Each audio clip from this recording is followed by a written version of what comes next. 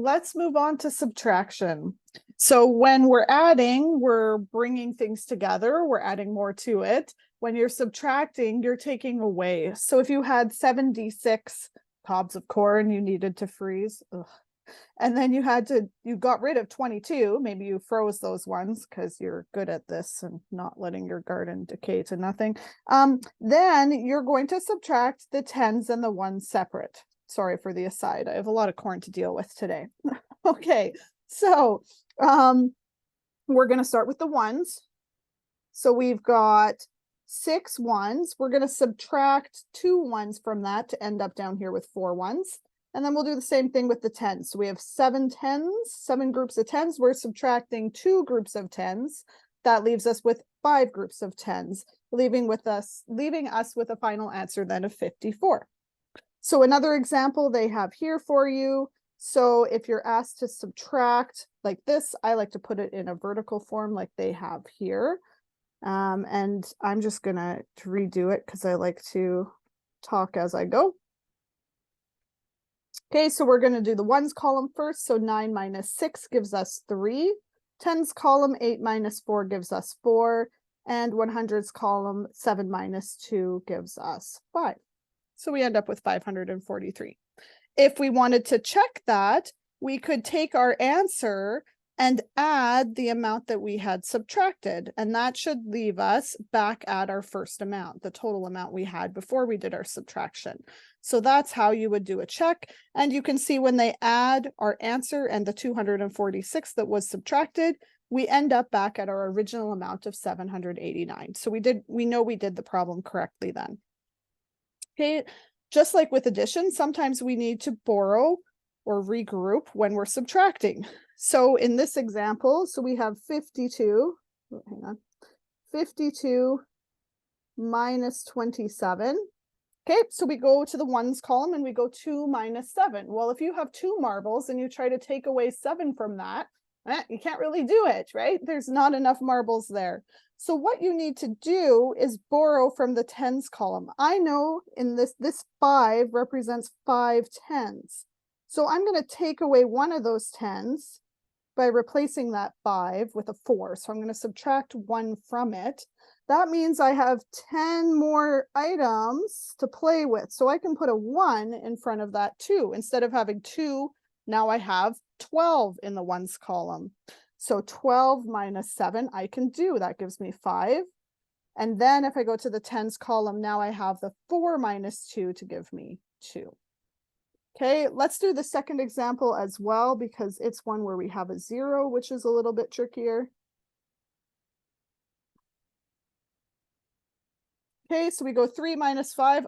Can't do that. So we're going to borrow from the tens column. We're going to replace that 5 with a 4. That gives me 10 extra things to play with.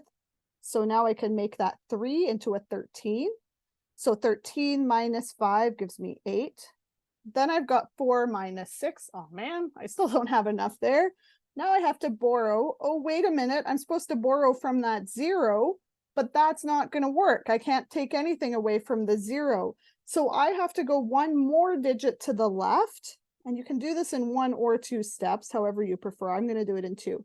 So I go over one more digit to this 4.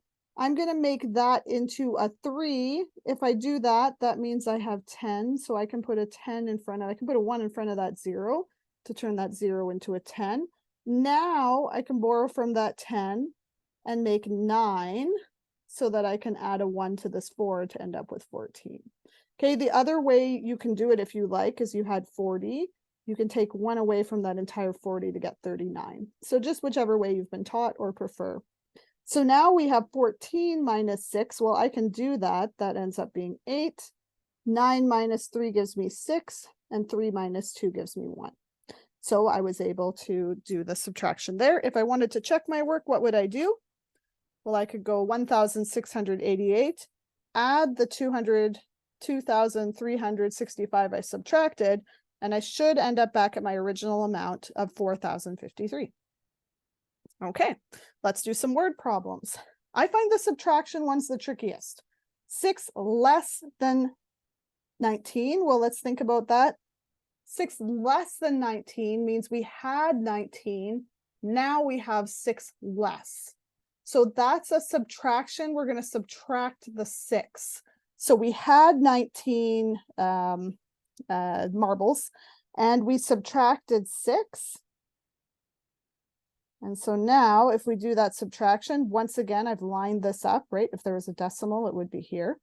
So in our ones column, we have 9 minus 6, that gives us 3. In our tens column, we have 1 minus 0, so we just have 13. Okay, try that next one on your own, B. Okay, so hopefully you pause the video and we're able to try B. So we have 18 decreased by 3. So we started out with 18. Now we've decreased that 18 by 3. So that means subtract the 3. And this will leave us with 15. Okay, let's do some vertical subtraction here. So in C, we've got 7 minus 4 gives us 3. 5 minus 2 gives us 3. Okay, and once again, you can use your calculator on these, but you also want to be able to show that you know how to borrow and do a subtraction. Okay, let's see, D. Go ahead and try D on your own. Okay, so let's do that one together now. So 8 minus 6 is 2. 9 minus 4 is 5. 5 minus 2 is 3. Okay. The next one, let's try together. So we've got 2 minus 5. Uh-oh, we can't do that. So we're going to have to go over to the 7, replace it with a 6. And now we can put a 1 in front of that too. So now we have 12 minus 5. That gives us 7. 6 minus 0 gives us 6. And 5 minus 3 gives us 2. Go ahead and pause the video and try F. Okay, and let's try that together now. So we've got 2 minus 6. Oh, we can't do that, so we need to borrow. 12 minus 6 gives us 6. 3 minus 6. Oh, we can't do that either, so we have to borrow. Make that 6 into a 5. That allows me to add a 1 to my 3. So I've got 13 minus 6 is 7. 5 minus 3 is 2. Okay, next one, 0 minus 6. Uh-oh, we still can't do that. So we have to borrow here. Now we've got 10 minus 6, we get 4. 7 minus 4 gives us 3. And 7 minus 2 gives us 5. And go ahead and try that last one on your own. It'll involve some borrowing. Okay, so hopefully you were able to pause the video and try this one. 0 minus 7 we can't do. We move over to the left to borrow, and we still can't do it. We move over another position to borrow. We can turn that 0 into a 1. That'll turn our 0 in our tens column into a 10. Then we can borrow 1 from it to get a 10 in the ones column. So now we have 10 minus 7 gives us 3. 9 minus 4 gives us 5. 0 minus 5 we can't do, so we have to borrow once again. 10 minus 5 gives us 5. 6 minus 2 gives us 4. Okay. This last one, oh, it's not quite the last one, but this problem, let's take a look at. So pause the video, read this over a couple times, and underline what the question is here they're asking. Okay, so hopefully you had a chance to look at this. We have someone who has $97 left in their bank account. If she writes checks, how about e-transfers? Checks, what are checks? E-transfers. Okay, she's done e-transfers. Let's modernize this. For 12, 32, and 21, how much will she have in the account? Okay, well, she started out with 97. There's a couple ways we can do this. We need to subtract all 3 of those amounts because those e-transfers were all money coming out of her account. So you can take your 97, you can subtract the 12, see what's left over, then subtract the 32, see what's left over, and then finally subtract the 21. That's totally fine. The other way you can do it is we can say, well, the total number of subtractions, the total amount she's spending from her account is going to be the sum of these 3. So 12 plus 32 plus 21. So let's say total spending. Okay, so let's add those 3 together. that gives us what? 65. So now we can say, well, she started with $97 in her account, and we're subtracting the $65 she spent. So now we've got 7 minus 5 is 2, 9 minus 6 gives us 3. So remember to write your sentence at the end. So she will have $32. Okay, go ahead, pause this video and try that next one. Okay, let's try this one together now. So Martina has spent a bunch of money, some money for airfare, lodging, and food on a business trip. Her company allowed her $375 for the expenses. Okay, so they were going to pay the first $375 of her expenses. We want to know how much of these expenses will she have to pay herself. All right, well, let's figure out the total expenses first. And once again, there are multiple ways to do this. That's why I love math, because there are so many different ways you can answer a question. But I'm going to calculate her total expenses. So she's got her airfare. That's a pretty cheap flight these days. She's got lodging and 108 for food. So let's add up all those expenses.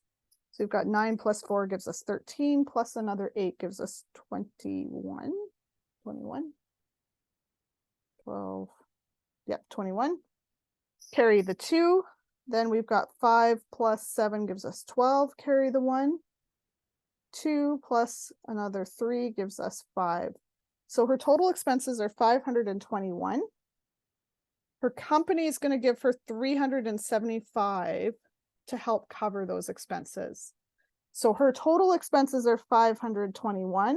We want to subtract the amount her company is going to pay for her, so we know how much is left over. The amount left over is going to be how much she has to pay herself.